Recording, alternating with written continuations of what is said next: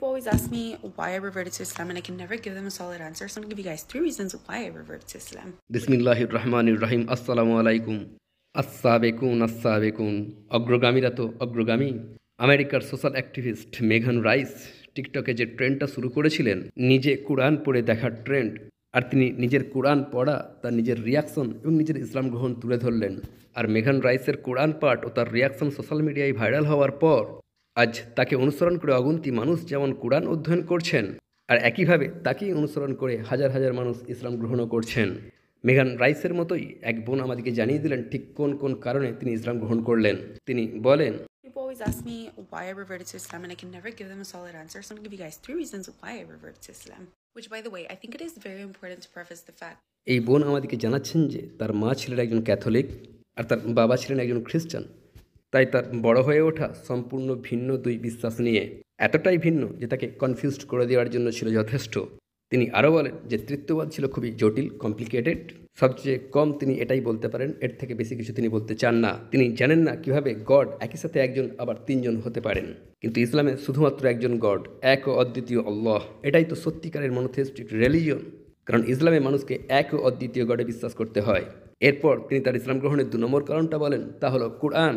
তিনি বলেন কোরআন কখনোই পরিবর্তিত হয়নি, কিন্তু ক্যাথলিসিজমে তারা বলে যে বাইবেলকে বারবার বদলানো হয়েছে এই কারণে যে সময় প্রতি মুহূর্তে বদলে যাচ্ছে, আর যেহেতু সময় বদলে যাচ্ছে তাই সমাজও বদলে যাচ্ছে, আর এটা সত্য কথা। It's because times are changing, society is changing, which facts. But at the same time, the fact that it is being altered so often and people are putting their little inputs all the time makes it that much more complicated. কিন্তু একই সাথে বাইবেলকে বারবার বদল করা হয়েছে, alter করা হয়েছে, আর প্রত্যেকবারই মানুষ একটু একটু করে নিজের কথাও ঢুকিয়ে দিয়েছে, আর এটাই বাইবেলকে সবচেয়ে জটিল বই করে তুলেছে। And it also loses its credibility. আর একই সাথে বাইবেল তার নিজের বিশ্বাসযোগ্যতাও হারিয়ে ফেলে, এমনকি নিজের মূল্যও হারিয়ে ফেলে। কিন্তু অন্যদিকে কোরআন কখনোই পরিবর্তিত হয়নি। যখন থেকে কোরআন নাজিল করা হয়েছিল তখন থেকেই একই রয়েছে, আর এই কারণটাই আমার কাছে সবচেয়ে বেশি মূল্যবান এবং ভরসার যোগ্য। আর আরও একটা বিষয় আমার যেটা সবচেয়ে বেশি ভালো লাগে, আর তা হলো কোরআনকে ইন্টারপ্রেট করার রাস্তা বিশাল চওড়া। যদিও এটা র্যান্ডম, তবু আমার জন্য এক বিরাট বড় কারণ, তা হলো 3 নম্বরটা, যে কারণে আমি ইসলামকে এত ভালোবাসি, আর তা হলো জান্নাত, হেভেন। একটা বিষয় খুব ভালোভাবে বুঝে নিন, আপনারা ফিল করুন।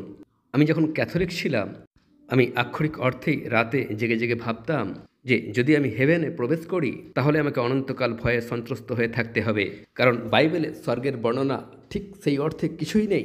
স্বর্গ কতটা সুন্দর হবে তা কিছুই বলা নেই, কিন্তু ইসলাম জান্নাতকে এত সুন্দরভাবে তুলে ধরেছে যে আপনার জান্নাতে যেতে ইচ্ছা করবে, আর সেখানে আমরা অনন্তকাল থাকবো। এই বিষয়টাই আমাকে অ্যামেজিং লাগে, যে জান্নাতের জন্য আমরা এই দুনিয়াতে এসেছি।